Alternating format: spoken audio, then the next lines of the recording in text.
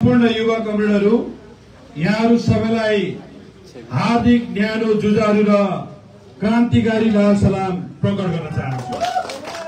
पार्टीका श्रद्धेय उपाध्यक्ष लगायतका नेता कमरेडहरू, युवा संघको इन्चार्ज अध्यक्ष लगायतका साथीहरू, यहाँहरू सबैलाई पनि म हार्दिक न्यानो र जुझारु अभिवादन टक्राउँछु। प्रसङ्ग आइसकेको छ।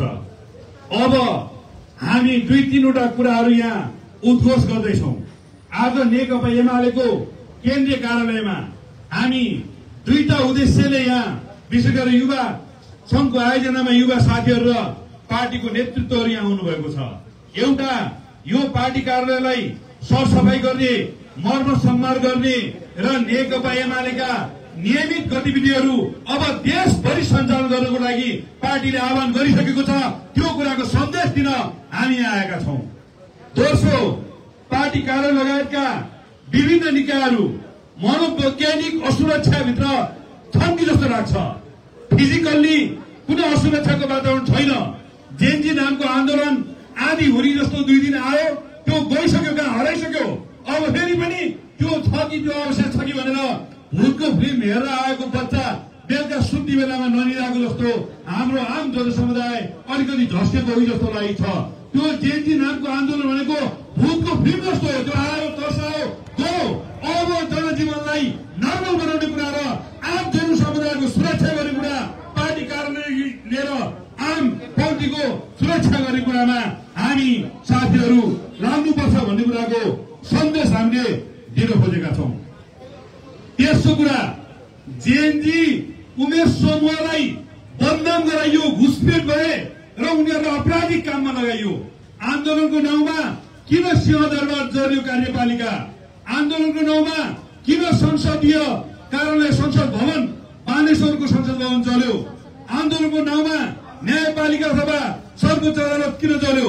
आन्दोलनको नाउँमा अख्तियार अथवा भ्रष्टाचार नियन्त्रण गर्ने निकाय किन चल्यो? आन्दोलनको नाउँमा महान्यायाधिवक्ता कार्यालय, सरकारी वकिलका कार्यालयहरू जहाँ सरकारको तर्फबाट अपराधीहरूलाई कारवाहीको अभियोजन हुन्छ त्यो किन जलाइयो? आन्दोलनको नाउँमा देशभरिका प्रहरी चौकीहरू किन जलाइयो, जसले शान्ति सुरक्षा र अमन चयन कायम गर्छन्? आन्दोलनको नाउँमा किन जेल फुटाइयो? किन रवि लामेछानेलाई निकालियो? रवि लामेछानेको अगुवाईमा 14,000 भन्दा बढी कैदीहरू किन निकालियो? यस पछाडि देशव्यापी लुटपाट भयो, हात भटिनी जल्यो, ठुल्ठुला व्यापारिक प्रतिष्ठानहरू ढले, चन्दागिरीको केवल काठ हल्यो। यसरी यो आन्दोलनको नाउँमा जेएनजी पुस्ताले अथवा त्यो जेनेरेसनलाई बदनाम गरियो। आज जेएनजी भनेपछि मान्छेले अपराधी, लुटेर आर्जनी गर्ने, चोर, डाका, फटा भन्ने खालको एउटा इमेज बन्यो। अब यो इमेज फेर्नै पर्छ। मेरो एउटा उदाहरण दिन्छु म तपाईलाई। मेरो गाउँको छिमेकमा एउटा सानी बहिनी थिए, त्यसको नामै सानी राखेको बा आमाले। अनि त्यो बहिनी हराए पछाडि कलकत्ता गई 2-4 वर्षपछि हामीले खोजेर ल्यायौं। त्यो बहिनीलाई के खान हुने नहुने कुरा अनेक सिकाएछन्। पछि बा आमाले त्यसलाई गौदान गर्ने घरमा ल्याएर अनि अब के भन्यो भने तिम्रो नाम सानी नराखौ, सानी भन्दा बदनाम हो। अब तिम्रो नामलाई उल्टाइदिउ, अब आजबाट तिमी सानी होइन उल्टोबाट निशा भयो भन्यौ र त्यो बहिनी निशा भएर समाजको सबभन्दा इज्जत र प्रतिष्ठाको बहिनी बनिन् र तिनी समाजसेवी भएर अहिले पनि हाम्रो एरियामा राम्रो नाम गरेकी छन्। त्यही भएर यो जेएनजीलाई बदनाम गरियो, अपहरण गरियो। जेएनजीलाई अपराधीहरूले लुटे। कसैलाई सेलिब्रेटी बन्न परेको थियो, कसैलाई फिल्म चलाउनु परेको थियो, कसैलाई गीत चलाउनु परेको थियो, कसैलाई युट्युबको भ्युज बनाएर पैसा कमाउनु परेको थियो, कसैलाई विदेशमा बसेर आफ्नो अनेक धन्दा चलाउनु परेको थियो। त्यही भएर अब जेएनजी पुस्तालाई अपहरणबाट मुक्त गरेर अब हामीले गौदान गरिदिएर त्यो पुस्ताको नाम अब डिजिटल जेनेरेसन, अब डिजी बनाएर त्यसको अगाडि बढाउने एउटा संकल्प हामीले गरेका छौँ। अब त्यो डिजीलाई राष्ट्रिय युवा संघ नेपालले नेतृत्व गर्छ। किनभने नेतृत्व बिनाको जेएनजी के हुँदो रहेछ? नेतृत्व बिनाको जेएनजी सेनाको हेड क्वार्टरमा जाँदो रहेछ र हाम्रो लोकतन्त्रलाई समाप्त गर्दो रहेछ। प्रधानमन्त्री बन्नको लागि सेनाको हेड क्वार्टर अगाडि गएर कुटाकुट गर्दो रहेछ, झगडा गर्दो रहेछ। त प्रधानमन्त्री कि म प्रधानमन्त्री भनेर रिपोर्ट स्तरमा गएर लड्दो रहेछ। अनि त्यो जेएनजीलाई हाम्रो आर्मीको जमदार साहबले जेएनजी हो, को जेएनजी तिम्रो ग्रुप भोलि लिएर आऊ, 8 बजे आऊ, तिम्रो जेएनजी को प्रधानमन्त्री म चाहन्छु। म त्यो जमदार साहबले उहाँलाई धन्यवाद दिन्छु। उहाँले त्यति नगरेको भए जेएनजीहरू कुटाकुट गरेर अर्को त्यो तमासा आउँथ्यो, त्यहाँ अर्को एउटा शहीद बन्थ्यो र त्यो प्रधानमन्त्रीको पोस्ट प्रहरी जवानहरूको रिक्रुट गर्ने तालिमभन्दा अगाडि अथवा सेनाको जवानहरूको रिक्रुट गर्नु तालिमभन्दा अगाडि जमदार साहबले छानेको जस्तो छान्ने ठाउँमा पुर्याउँदो रहेछ नेतृत्व नभएको आन्दोलन। नेतृत्व नभएको आन्दोलन सरकार गठन भएको 24 घण्टामा बालुवाटार अगाडि गएर सुशीला कार्की राजीनामा दिए भन्दा रहेछ। नेतृत्व नभएको आन्दोलन अनेक खालका विशृङ्खलताहरू, शृङ्खलताहरू, अराजकताहरू गर्दो रहेछ र सडकमा कुटाकुट गर्दै रहेछ।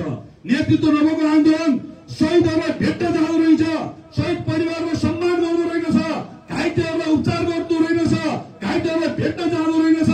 त्यही भएर यो जेएनजी पुस्तालाई अब नाम मात्र परिवर्तन गर्ने होइन, त्यसलाई डिजिटल जेनेरेसन फोर्स बनाउने र त्यसको नेतृत्व राष्ट्रिय युवा संघ नेपालले गर्नेछ, सिपी झोले गर्नेछ। पार्टीको तर्फबाट राजीव पहाडले इन्चार्जसिप गर्नुहुनेछ। साथीहरू, भक्तपुरले डिजिटल फोर्सको अभियान सुरु गरिसक्यो। अब देशव्यापी तपाईँले डिजिटल फोर्स बनाउने र त्यो डिजिटल फोर्स मार्फत पहिलो प्रायोरिटी प्रहरीहरूको चौकी सफाई र पुनर्निर्माण गर्ने। किनभने यहाँ प्रहरीहरूलाई त्यो जेएनजी पुस्ता उचालेर बोके हरामहरूले गरेको जस्तो, हमासले गरेको जस्तो, तालिबानले गरेको जस्तो जिउँदै कुटी कुटी मारिएको छ। आत्मसमर्पण गरेको प्रहरीलाई बागमती नदीमा बगाइएको छ। कसैलाई गगन थापा भनेर, कसैलाई महेश पोखरेल, कसैलाई विष्णु पौडेल भनेर उनीहरूलाई जुन ढङ्गले बदनाम गरेको छ। नेपाल प्रहरीको मोरल डाउन भएको छ। स्थापित चौकीहरूमा प्रहरीहरू चप्पल लगाएर ड्युटी गरेका छन्, प्रहरीहरू ज्याकेट नलाइकन ड्युटी गरेका छन्। प्रहरीको गौरवको पोसाकलाई दुरुपयोग गरेको छ। म नेपाल प्रहरीसँग हाम्रो डिजिटल फोर्स जेनेरेसन फोर्सले सहकार्य गर्छ र म नेपाल प्रहरीका साथै आह्वान गर्न चाहन्छु। तपाईँलाई पुनर्स्थापना गर्ने कुरामा हामी राष्ट्रिय युवा संघ नेपाल र डिजिटल जेनेरेसन फोर्स अथवा डिजी फोर्सले सहकार्य गर्नेछ। पहिलो हामी त्यहाँबाट सुरु गर्छौं। दोस्रो, देशभरि भत्केका सरकारी संरचनाहरू, नगरपालिकाका भवनहरू, वडाका भवनहरू सिंहदरबारभित्र मात्रै 1000वटा भन्दा बढी गाडी चलाइएको छ। यी सबै पुनर्निर्माणको अभियान गर्नको लागि म जेएनजीकी हजुरआमा प्रधानमन्त्री सुशीला कार्कीज्यूलाई अनुरोध गर्न चाहन्छु। तपाईले फराकिलो छाती बनाउनु भयो भने हामी तपाईलाई साथ दिन्छौं। म तपाईलाई के अनुरोध गर्न चाहन्छु भने महेश पोखरेलजीले हिजो अलिक कडा बोल्नुभयो, त्यति नबोलाए हुँदैन। मलाई गरिब साथीले भन्नुभयो, मैले एकजना पत्रकार साथीले भने, ए मित्र, तपाईको घर चलाएर आउनुस् अनि मसँग नरम भएर तपाई इन्टरभ्यू लिनुस्, सक्नुहुन्छ भन्दा त्यो त सक्दिन दाइ हो। प्रधानमन्त्री सुशीला कार्कीजीले अस्ति घाइते भेट्न जाँदा के भन्नुभयो भने, मान्छे त बल्लै रहेछौ नि, बङ्गालासँगलाई झारिदिनु भने। अब बङ्गालाई झार्ने प्रधानमन्त्री हामीले खोजेको होइन, विधिको शासन स्थापित गर्ने प्रधानमन्त्री खोजेको, कानुनी राज्य स्थापित गर्ने प्रधानमन्त्री खोजेको। हिजो प्रधान न्यायाधीश भएको मान्छेले बङ्गाला झारिदिने कुरा गरे पछाडि हामी त सडकमा छौं। त्यही भएर अलिकति काउन्टरमा राम्रै जवाब हामीले पनि दिनुपर्ने हुन्छ। जेएनजीले के भन्यो? नेपोटिजमलाई रोक्छु भन्यो। जेएनजीले के भन्यो? भ्रष्टाचारलाई रोक्छु भन्यो। जेएनजीले के भन्यो? विकृति विसङ्गति रोक्छु भन्यो। ए जेएनजीका भाइ बहिनीहरू, तपाईले बनाउनु भएका जेएनजीका ठुलोबाहरू रामेश्वर खनालजीले आज के भन्नुभयो? गाडी लिन्न, क्वार्टर लिन्न, तलब खान्न। ए रामेश्वर खनालज्यू, तपाई अर्थ सचिव हुँदा शनिबारको दिन गाडी चलाए बाबत युवा संघले साँचो खोलेको जतिखेर म युवा संघको अध्यक्ष थिएँ। म प्रश्न गर्न चाहन्छु म प्रधानमन्त्रीज्यू, प्रधान न्यायाधीश, पूर्व प्रधान न्यायाधीश भएपछि पेन्सन खानु भएको छ कि छैन? रामेश्वर खनालज्यू, पेन्सन खानु भएको छ कि छैन? तपाईहरू अपराधी मनोविज्ञान बोकेका कतिपय जेएनजी पक्षमा नहिँड्नुहोस्। तपाईले तलब खान्न भन्नुको मतलब मन्त्रीहरूको व्यवहार गर्न सक्ने पैसा तपाईसँग छ। क्वार्टरमा बस्दिन भन्नुको मतलब मन्त्रीको क्वार्टर जतिको हैसियत भएको घर तपाईसँग छ, 2-3टा गाडी चढ्दैन भन्नुको मतलब तपाईसँग 2-3टा गाडी छ। यसको मतलब तपाई अर्थ सचिव भएदेखिका तपाईका कारोबारहरूको छानबिन गर्नुपर्छ र इमानदार जेएनजीका नेतृत्वमा भन्छु, उहाँको छानबिन गर्नुहोस्। उहाँले किन घोषणा गर्नुभयो? अब उहाँ पूर्व अर्थ सचिवको हैसियतले तल भत्ता खाने कि नखाने त्यो पनि उहाँले स्पष्ट पार्नु पर्यो। म कुलमानजीलाई भन्छु, ए कुलमानजी, पीपीए गर्दा तपाईले प्रति मेगावाट 7 लाख रुपियाँ लिनुहुन्थ्यो। तपाईले सिङ्गापुरमा लिनुहुन्थ्यो भन्ने कुरा छ, हङकङमा लिनुहुन्थ्यो भन्ने कुरा छ। सिङ्गापुर हङकङमा उपलब्ध नहुने मान्छेलाई बौद्धमा तपाईँले एउटा स्पेसल ठाउँ बनाउनु भएको थियो र त्यहाँ तपाईँलाई कति लाख बराबरको सुनको ढिका तपाईँले बुझाउनु पर्थ्यो र प्राप्त भयो भनेपछि तपाईँले पीपीए सम्झौता गर्नुहुन्थ्यो भन्ने तपाईँलाई आरोप छ। तपाईँले डेडिकेटेड फिडर लाइनको पैसा उठाउँछु भन्नुभयो। तपाईँले 20 घण्टा पछाडि डेडिकेटेड फी लाइन ठाउँमा 19.5 घण्टामा सेटिङका आधार धेरै उद्योगका बत्तीहरू काट्नुहुन्थ्यो भन्ने आरोप छ। तपाईँले हिजो संसदीय समितिमा भरोसा लेखा समितिमा हुँदा मिनेर रिजालले बनाएको आयोगलाई ट्विस्ट गर्नुभयो भन्ने छ। तपाईँले ओरिजिनल बिल बनाउनु भएन भन्ने छ। तपाईँले नक्कली नाफा देखेर राजस्व तिराएर विद्युत प्राधिकरणलाई नाफामा देखाउनु हो भन्ने छ। तपाईँले ट्रान्समिसन लाइन तान्ने अधिकांश जमिनहरू तपाईँका नाता गोता दाजुभाइ आफन्तलाई किन्न लाउनुहुन्थ्यो र 1 वर्ष 1.5 वर्षमा 20 गुणा 30 गुणामा विद्युत प्राधिकरणबाट किन्नुहुन्थ्यो भन्ने छ। तपाईँले ट्रान्समिसन लाइन किन्दाखेरि 100वटा ट्रान्समिसन लाइन भए पुग्ने ठाउँमा तलका विद्युत प्राधिकरणका मात्र शाखाहरूमा तपाईँले एउटा पेन किन्ने पनि तपाईँले अधिकार दिनुभएको थिएन र हजारौं ट्रान्समिसन तपाईँले ट्रान्समिटरहरू किन्नुभयो र ती ट्रान्समिटरहरू दुरुपयोग भएको कुरा एक्सपोज हुन्छ भनेर तपाईँले हेटौडाको शाखा जहाँ विद्युत प्राधिकरण हुँदै मात्रै त्यहाँ खोलामा जान सक्थ्यो र त्यो खोलाको डगरमा लगेर पुर्नु भन्ने छ। तपाईँले भक्तपुरको थानकोट भौतिक प्रसारण लाइनको स्टेसन मुनि ती ट्रान्समिसनरलाई पुर्नु हो भन्ने छ। तपाईँले टोटलमा 100वटा भन्दा बढी कम्पनीहरू दर्ता गर्नुभयो त्यो विद्युत प्राधिकरण मात्र राख्नुभयो र तपाईँ 35वटा भन्दा बढी कम्पनीको अलक्ष्य भन्नुभयो भन्ने छ। नेपालको कानुनमा 35वटा कम्पनीको अलक्ष्य भन्न पाइन्छ र त्यो कम्पनीमा अनावश्यक कर्मचारी खर्च गरेर तपाईँले त्यो पुस्तालाई साइबर आक्रमण गर्न लगाउनुभयो र त्यहाँ तपाईँले दुरुपयोग गर्ने भन्ने छ। तपाईँले 2 अर्ब भन्दा बढीका धेरै सम्पत्तिहरू घोटाला गर्नुभयो भन्ने छ। तपाईँले देशभरि बनेका हाइड्रो पावरहरूसँग तपाईँले सम्झौता गर्दा तपाईँका दाजुभाइ र भतिजसँग मिलेर सबै तपाईँले तोकिएको हार्डवेयर पसलसँग मात्रै सामान किन्न पाउने कुराको अनिवार्य गर्नुभयो भन्ने छ। कति कुरा छ तपाईँसँग सम्बन्धित, कति कुरा छ तपाईँसँग जोडिएको। लामा कन्स्ट्रक्सन तपाईँको लगानीमा तपाईँको भतिजोले 70% त्यहाँ चाहिँ उगर्यो के अरे लगानी गरेको छ भन्ने कुरा छ। तपाईसँग आएका यी धेरै आरोपहरू मैले हिजो सामाजिक सञ्जालमा हालेको छु। 14वटा मुख्य प्रश्न र 42वटा साइड प्रश्नहरू छन्। जेनजी भाइ बहिनीहरू अब अनुसन्धान गर्ने हो भने तपाईँले बनाउनु भएको जेनजीका अङ्कल कुलमान घिसिङबाट सुरु गर्नु संसदमा अनि त्यसपछि अनुसन्धान अगाडि बढाउनुहोस्। अनि तपाईँले बनाउनु भएको गृहमन्त्री बालनजीको सल्लाहकार के नाम त्यसो ओम प्रकाश अरियाल गाईको मासु काटेर खान पाउनुपर्छ भनेर सर्वोच्च अदालतमा रिट हाल्ने मान्छे होइन। धार्मिक सहिष्णुता भएको मुलुकमा गाईको मासु काटेर खानु पर्छ भन्ने मान्छे आज तपाईँले गृहमन्त्री बनाउनु भएको छ। तपाईँले के सन्देश दिनु खोज्नु भएको छ? त्यही भएर जेनजीका भाइ बहिनीहरू तपाईँहरूको आन्दोलन हाइज्याक भयो। अब त्यो लागेको दाग तपाईँ मेटेर जानुहोस्। अब युवा संघ नेपालले तपाईँलाई साथ दिन्छ। अब टिकटक रिल फेसबुक स्टाटसहरूमा मच्ची मैले फलान ठाउँ चलाएर तोडे भन्ने भाइ बहिनीहरूलाई तपाईँले एक गरी पत्ता लगाउनुपर्छ। ठिक छ, जेनजी प्रति सहानुभूति हो भने अलिकति हाम्रो अध्यक्ष कमिटीले अलिकति सहानुभूति देखाउनुपर्छ कि भन्ने कुरा आएको छ।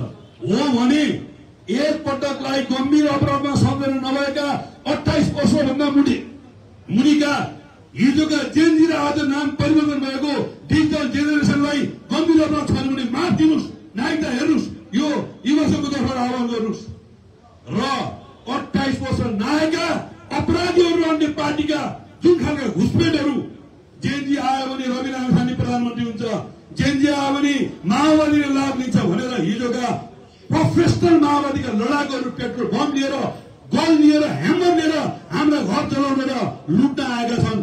त्यस्ता खालका तत्त्वहरूलाई कारबाहीको दायरामा ल्याउनै पर्छ। यो कुरामा अब तपाईँहरू लाग्नुहोस्।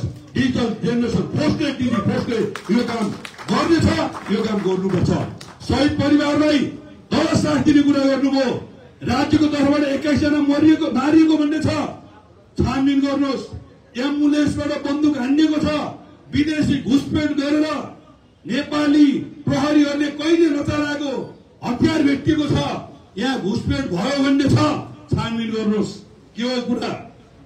स्कुल ड्रेस लगाएर गोली चलायो भन्ने छ, छानबिन गर्नुहोस्। जो दोषी छ कारवाही गर्नुहोस्। तर आन्दोलनको क्रममा 51 जना मान्छे तपाईहरुको तर्फबाट मृत्यु भएको छ। त्यो मध्येमा भाटपट्टि चोर्न जाने कहाँ जाने संख्या कति हो? ती चोरहरूलाई शहीद घोषणा गर्नुभयो भने जेएनजीद्वारा शहीद घोषणा गरेका चोरहरू भन्ने अपमान हुन्छ र नेपालको इतिहासका सारा शहीदहरूको बदनाम हुन्छ। सावधान, चोर र लुटेराहरूलाई शहीद घोषणा नगरियोस्। मानवीय हिसाबले ठिक छ 10 लाख रुपियाँ दिनु होला। चोरका पनि बाउ छन्, चोरका पनि आमा छन्, छोराछोरी छन्, 10 लाख नदिनु हामी भन्दैनौ। मानव हिसाबले चोरहरू घाइते भएका होलान्, उपचार गर्नुस् केही छैन। तर ती चोरहरूलाई राज्यको तर्फबाट विभूति दिएर शहीद बनाउने काम नगर्नुहोस्। जेएनजी पार्क बनाउने कुरा छ, जेएनजी पार्क नबनाउनुहोस्, डिजी पार्क बनाउनुहोस्। डिजिटल जेनेरेसनको नाममा पार्क बनाउनुहोस्। पार्क बनेर हुँदा शहीद भएका प्रहरीहरूको नाममा पनि पार्क बनाउनुहोस्। त्यही भएर एक पछि खालको पार्क बनाउने के बनाउने खालको काम नगर्नुहोस्। र म जेएनजीका नेतृत्वले भन्न चाहन्छु, तपाईले हजुरआमा र ठुलोबा अङ्कलहरूलाई मात्रै मन्त्री नबनाउनुहोस्। शब्द हुन्छ भने शहीद परिवारको तर्फबाट एकजनालाई पनि प्रतीकात्मक मन्त्री बनाउनुहोस्। होइन भने त्यो शहीद परिवारले तपाईलाई धिक्कार्ने छ। अहिले नै गाडी गर्न थालिसक्यो। त्यसको संरक्षण पनि हामीले लिनेछौँ। किनभने यो भत्केको संरचना बनाएको अनुभव हामीसँग छ। धरोहर हामीले ठडायौँ, रानी पोखरी हामीले ठडायौँ, भत्केका 7 लाख घर हामीले बनायौँ, राष्ट्रपति शैक्षिक सुधार सारा विद्यालय हामीले बनायौँ, 395 वटा अस्पतालहरू हामीले बनायौँ। त्यो कमरेड केपी शर्मा ओलीको नेतृत्वमा बनायौँ। सुरु मार्ग हामीले बनायौँ, खानकोटको सुरु मार्ग बनायौँ, तेल मार्ग ल्याउने कुराहरू पोखरा एयरपोर्ट लुम्बिनी एयरपोर्ट बनायौँ। यो पुटा निर्माणको जिम्मा पनि हामी ल्याउँछौँ। र अब एमाले कमजोर छैन, युवा संघ कमजोर छैन, अखिल अनिवार्य कुनै पनि संस्था कमजोर छैन। अब हामी रेगुलर काममा लागौँ। अब टोलको सुरक्षा दिने काममा हामी लागौँ। तपाईहरु लाग्नुहोस्। पर्सि 3 गते असोज 3 गते संविधान दिवस छ। नेकपा एमाले यही पार्टी कार्यालय प्राङ्गणमा शानदार ढङ्गले संविधान दिवस मनाउँछ। पार्टी अवश्य लगाउने सबै नेताहरू संविधान दिवसमा सहभागी हुनुहुनेछ। हामी अन्य पार्टीसँग पनि छलफल गर्दैछौँ। कांग्रेस, माओवादी अरू साथीहरू पनि संविधान दिवस आउनुभयो भने पार्टी कार्यालयको भेन्यू चेन्ज हुन सक्छ। हामी तपाईलाई इन्फर्म गराउँछौँ। त्यसैगरी हामी भोलि र पर्सिभित्र उपत्यकाभित्र एउटा विशेष कार्यक्रम गर्छौँ। त्यो कार्यक्रममा 200,000 युवाहरू हामी प्रचार गर्छौँ। तपाईँ सबै साथीहरूले त्यो कार्यक्रमको नोटिस गरेर राख्नुहोस्। भोलि र पर्सिमा के हो एमाले, के हो युवा संघ भन्ने कुराको प्रमाणित गर्ने गरी हामी कार्यक्रम गर्छौँ। अहिले युवा संघका साथीहरूलाई, पार्टीका साथीहरूलाई घर भत्काएर जलाएर हिजो आक्रमण गरेर जति गर्यौ, अब त्यो दुष्प्रयत्न नगर। त्यस्तो गर्यौ भने हामी नेपाल सरकार र प्रहरीलाई अनुरोध गर्छौं, त्यसलाई नियन्त्रण गर्न हामी तपाईलाई सहयोग गर्छौं। यदि उहाँले नियन्त्रण गर्न सक्नु भएन भने तपाई युवा संघका साथीहरूले सम्झाएर बुझाएर प्रहरी कहाँ पठाइदिनु होला। यति कुरा पनि म तपाईलाई आह्वान गर्न चाहन्छु, अनुरोध गर्न चाहन्छु। र आजको यो अलि ओपन खालको प्रेस मिट टाइपको अथवा कार्यकर्ता मोटिभेसन गर्ने खालको कार्यक्रम जस्तो पनि भयो। आज अब धेरै लामो कुरा बोल्ने भन्दा पनि अब हामी रेगुलर पार्टी काममा लाग्यौं। अब राष्ट्रिय युवा संघ र नेकपा एमाले पुरानो अवस्थामा फर्क्यो भन्ने कुराको सन्देश दिएको हो। मिसन 84 भन्दा हामी अब मिसन 82 मा बढ्नु गयो। हाम्रो मिसन 2.5 वर्ष अगाडि आयो। त्यसो हुनाले फागुनमा चुनाव हुनै पर्छ। संसद विघटन गर्ने प्रक्रिया हिजो केपी ओलीले गर्दा बेठिक बनिएको थियो। अब त्यो न्यायालयको विषय बन्छ। त्यो विषयलाई हामी अडङ्गका साथ उठाउँछौं र फागुनमा हुने चुनावमा नेकपा एमाले बहुमत आउनेछ। जुन खालको जेएनजी ग्रुप छ, जेएनजी ग्रुपलाई डीजी ग्रुपमा परिणत गरेर सम्पूर्ण डीजी ग्रुपको नेतृत्व युवा संघ नेपालले गर्नेछ, नेकपा एमाले गर्नेछ। मिसन 84 सफल हुनेछ। नेकपा एमाले जिन्दाबाद, नेकपा एमाले जिन्दाबाद। सबैले साथ दिनु होला। नेकपा एमाले जिन्दाबाद, नेकपा एमाले जिन्दाबाद। राष्ट्रिय युवा संघ नेपाल जिन्दाबाद, राष्ट्रिय युवा संघ नेपाल जिन्दाबाद। वीर शहीदहरू लाल सलाम, वीर शहीदहरू लाल सलाम। राजनेता केपी ओली जिन्दाबाद, जिन्दाबाद। राजनेता केपी ओली जिन्दाबाद। राजनेता केपी ओली जिन्दाबाद। राजनेता केपी ओली जिन्दाबाद। राजनेता केपी ओली जिन्दाबाद। राजनेता केपी ओली जिन्दाबाद। राजनेता केपी ओली जिन्दाबाद। 2 minutes. धेरै धेरै धन्यवाद सम्पूर्ण साथीहरूलाई, सम्पूर्ण पत्रकार मित्रहरूलाई, सम्पूर्ण स्वयंसेवक साथीहरू।